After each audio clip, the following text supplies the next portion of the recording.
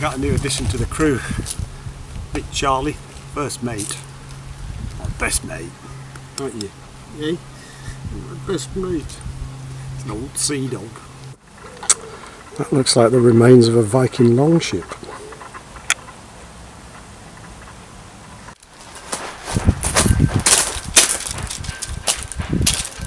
Well, welcome to this week's episode.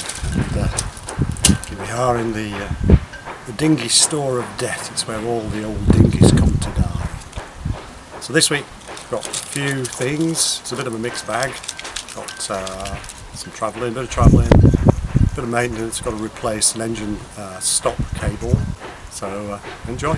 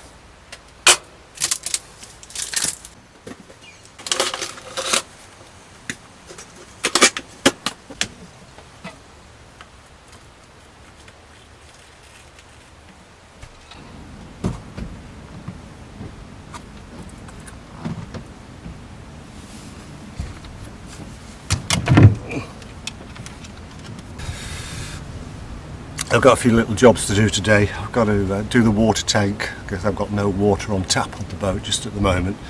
Someone took the water tank out, so I've got to reinstate that and check the pump's working. And I've got to take first mate Charlie for his little walk in the morning. Don't want him doing his jobs on the boat, if you know what I mean. And got to replace the engine stop cable, which is broken. I've got to take the engine cover off at the moment to stop the engine, which is a bit of a pain. So we'll replace that.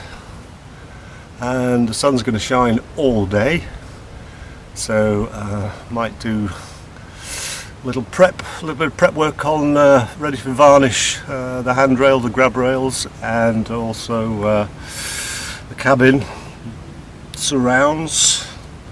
I think the tiller needs a little bit of a bit of work as well. So I'm just going to enjoy the sunshine today. It's so nice to be outside and get your kit off. Poor fella, he's not quite sure what to do when he's on deck. He just wants to go back down into the cabin. But I don't want him to pee or, you know, other stuff down there. So, and get the camera right. Yeah, oh, there you go.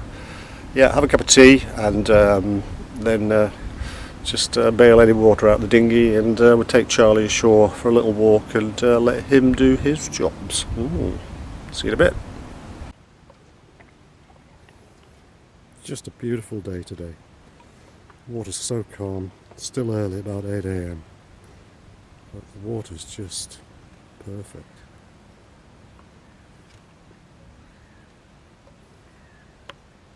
So, time to get aboard the dinghy, see if there's any water in it, bail it out.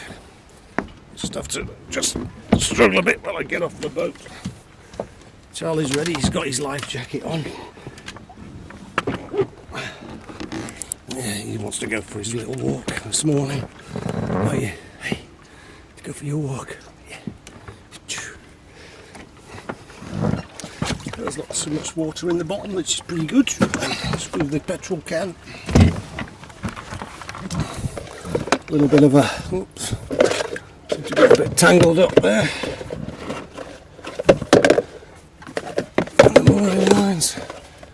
Oh, just bail out. Tied enough for string. What's that happened to it? It's got caught up round the mooring line. The bit of string is to stop it from blowing overboard because it's very light when it's windy.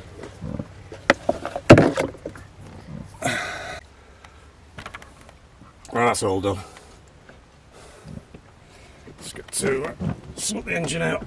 Let's have a look. Just undo the air intake. Fuel is on, it's a bit stiff. Just set the accelerator just to the little mark there, just so that it's got a bit of gas ready to go. Kill switch is in. Let's have a look, pull the choke out. Never give an outboard engine more than 2 pulls. Otherwise I think it floods the carburetor, something like that. Let's give it a go. 1 pull. 2, oh, nearly. Don't try again with the choke out, put the choke in and go for it.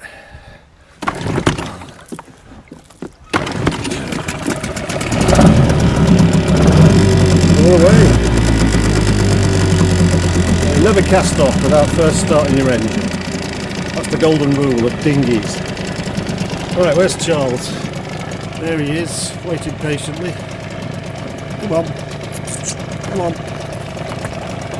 There we go. This is a bit undignified for him now, but it's just make a bit of space for him down here. Come here.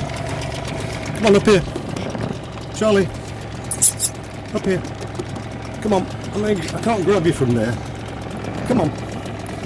This is what we have to do every time we get more roads. Come here. Come on, boy. Come up here. Come up here. Charlie, come on. Get your paws up there. Come on. Oh, you're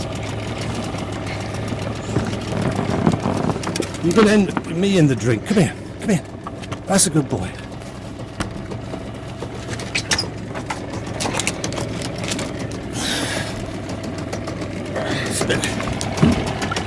He doesn't like this too much, but it's the only way to get him in the boat. Pick him up by the grab handle. There he goes. He's in the front of the boat. He's quite happy. Aren't you? So, oh, what a palaver. Another old English Yorkshire word, palaver.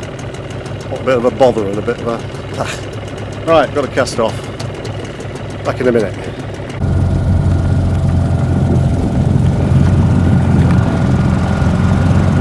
Just coming up to the catamaran, 1968 marine ply catamaran, which we helped. We shadowed him out of the marina yesterday. He'd had to be towed in a couple of days before because his engine failed, and he was on the scrubbing dock working on his engine when the tide was out, and he just wanted someone just for a bit of peace of mind, really, just to shadow him out across into the estuary up to his swinging mooring. So we're just coming up to this old bright yellow catamaran, which is moored nearly just almost opposite the sailing club. But it was really funny because as it was reversing out, he has a jury rig steering with rope onto an outboard engine, and he has to adjust the speed of the outboard with his foot. All from the deck, and unfortunately he reversed into some pylon posts and got one of the parts. He got stuck around the post, so I had to go in with the dinghy and pull the back end of the cat out and out of the posts, and then well, you can see probably from this shot now he's coming out of the marina once he's got free from the posts. And I'll just show you a few pictures and get over there. I think there's still enough water just to get there.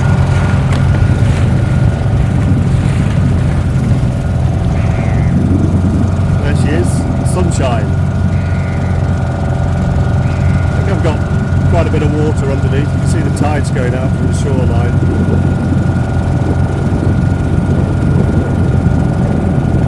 Just speed this up a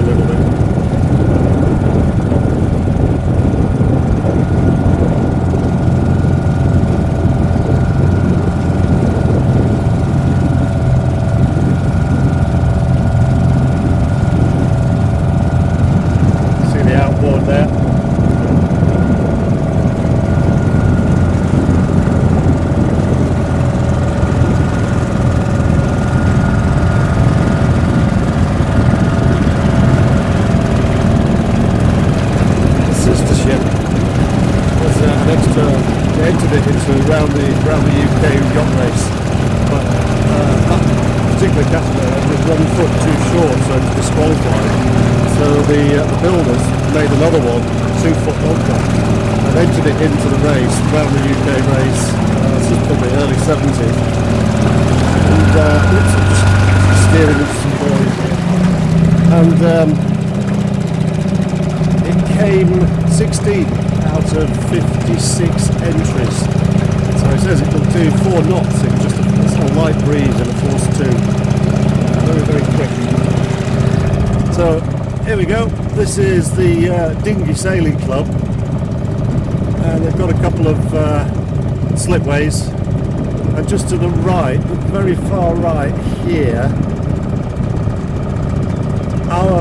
my marina has a little separate enclosure, and I can store the dinghy in there safely. But I think just to take Charlie for a walk, I'm just going to pull it up the slip. There's nobody there at the moment because there's no wind, so there's no point in getting your dinghy out. But I think I'll just pull it up the slip so the tide goes out, and just to give anybody some space to launch their craft if they do turn up. It's still quite early in the morning. It's really nice just to have the place to yourself. Beautiful. I like to come here and do some exercise. You can exercise on the boat, but the boom gets in the bay a bit. If another boat goes past, the boat starts to rock, and it's not easy to exercise on a boat, believe me. Certainly not a 26-foot one. Hopefully it'll grow up into something bigger.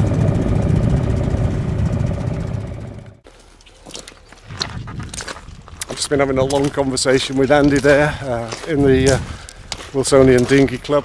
They're just getting ready just to take a few cubs out on the water this morning. A good long chat about tides and where you can and can't go, and also about the dinghy store. I just want to ask him, just make sure it was okay just to leave mine there on the shore, because they're just getting ready to launch their rib. And Charlie's over here, just taking Captain Charlie for his morning walk.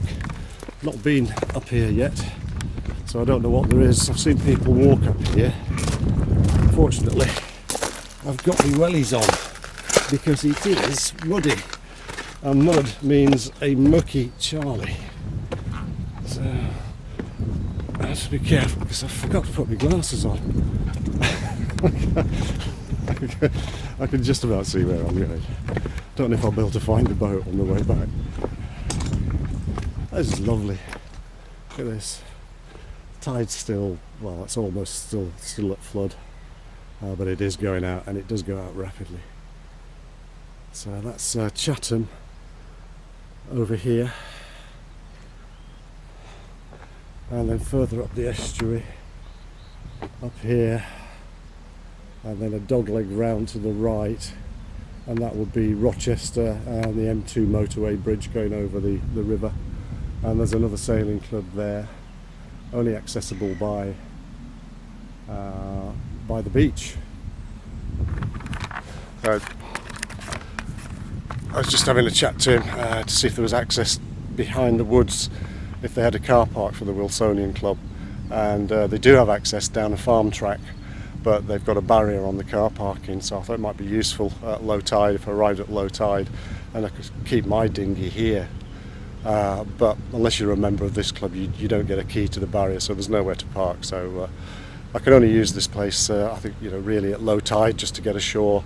You can get ashore at all states of tide here, so it's great. And then you just a short walk along the beach. It's lovely. Look at it, beautiful. This is days like this. They seem so rare in England. Where the perfectly blue sky. It's warm. It's going to be getting up into the high 20s, maybe low 30s today, and it's going to be still and calm like this all day. I mean, the wind will pick up as it warms up, but the water is just so calm, so it's the first time I've seen it like this. It's lovely summer. Just get a bit of sunshine, make it through the winter, and then get the sunshine in the summer. Some beautiful places in England, around the coast of England. And this is one of them. You might not agree, but I think it's It's really nice, and you meet some really sort of friendly, interesting people. And that was Andy I was talking to. How do I know he's called Andy? Because it's on his shirt. Right, there's Charlie again. And come on, Charlie, let's go for a little walk. You've got to do your business, mate. You're not going back on the boat until you do. Where are you? There he is.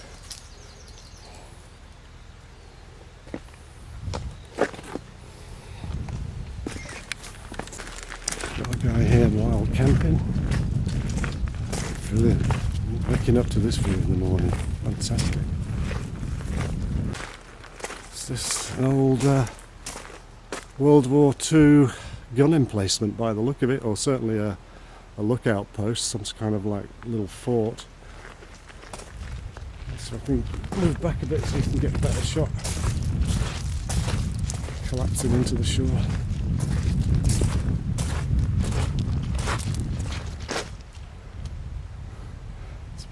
Suppose that was there for watching out for the invasion in World War II, which never happened. Come on, dude, you need to go and take a dump. You're not going back on the boat until you do.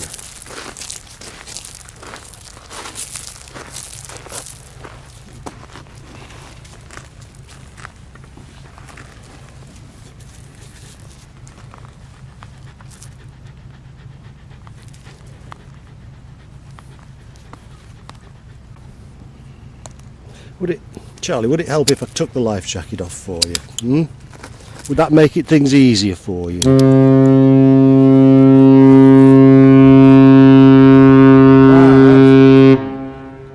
Yep, that's a big ship coming down. You didn't like that, did you?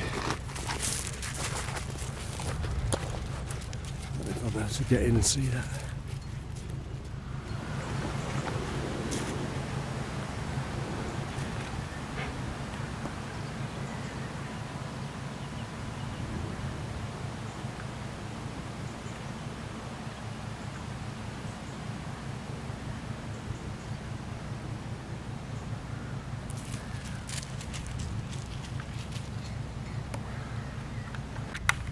Up Nor boatyard and slip. Don't think it's been used for quite a while. Here comes the big. I think this is what kept me awake, this boat, the very first night that I stayed here. I'm not sure if this is a dredger. It might be the dredger that's dredging the channel. It seems to come down every weekend on a Saturdays. It could be during the day. I suppose it depends on the tide, doesn't it? During the day, but woke me up at about 1 AM in the morning. Huge thing. A constant drone of the engine. What's that? Got out of bed and stuck my head up out the hatch to see this thing coming past, all lit up.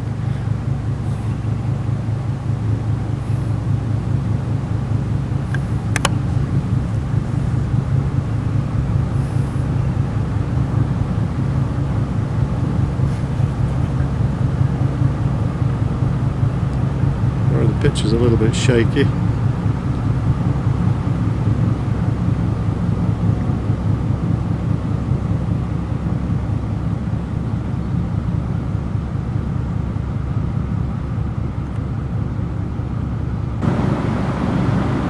It's got sort of like pumping type devices on board, and pipes that come out.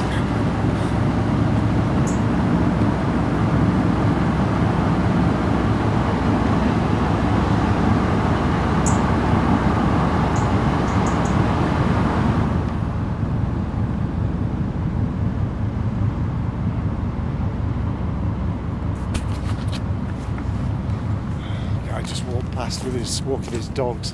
Good morning. Not a thing. No response. Just a very sour, downturned lip look on his face. Some people just aren't happy. Not happy inside. It doesn't matter how expensive the car is that you drive or how big the house is you live in. They don't make you happy. know, happiness is it's in here. Medway Yacht Club.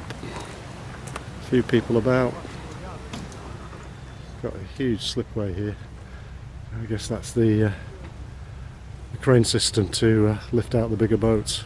Comes down on rails.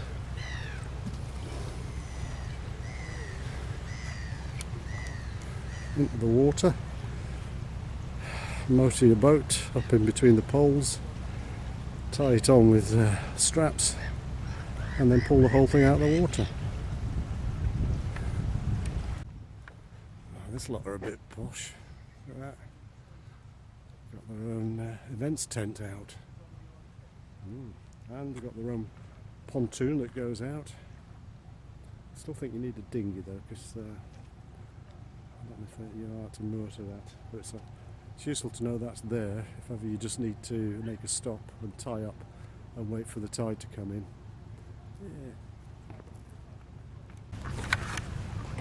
Charlie's programmed to take a poo between 9 and 10 AM in the morning, and it's now 10 to 9. So, where are you? There he is. Come on, mate. You got 10 minutes, then you're going to do the job.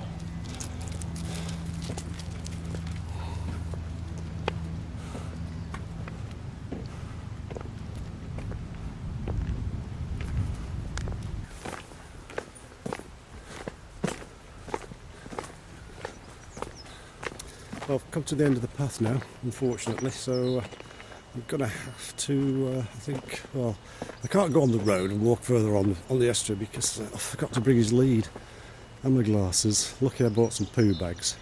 When you get round to it, go on, hurry up. Come on, this way. So we're going to have to go back. Charlie, come on, going back.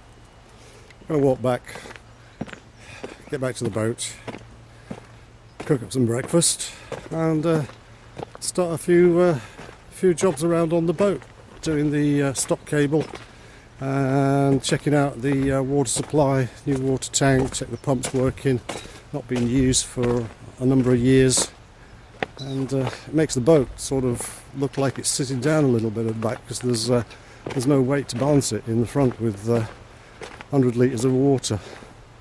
Don't know how much difference that will make to how she sits, but it could just be when the engine was replaced in I think 2004 with a Yanmar 2GM 20C. Maybe that's a heavier engine than what was in it originally, or what it was designed for the boat's displacement to take. So, or maybe somebody's just painted the bloody water line in the wrong place over the years. Who knows?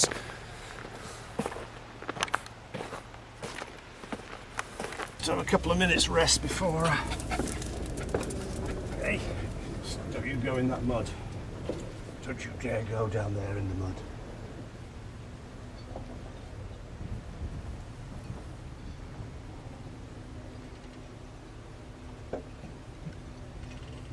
Come on, go do your jobs. Go do a poo. Go a poo. That's a good boy. No, don't come and sit next to me. Go and do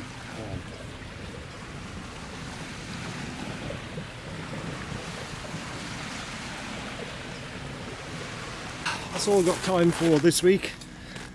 So next video I'm going to be doing some cleaning with Oxalic Acid. I've got a 5 litre tub of it in crystal form. You old crusty salty sea dogs will know how good oxalic acid is for lifting stains out of wood and removing rust staining and generally deck cleaning as well. So I'm going to be trying that out on the boat in the next video, and we shall see how well it works. Hopefully it'll get the boat clean, because it's absolutely filthy on deck. It's not been cleaned. It's come through all the winter without it's not been cleaned other than having a hull scrub and then an anti-foul. I've also got some marks on the hull that were left by a dinghy that belonged to the club. Charlie, you're in front of the camera. That's it.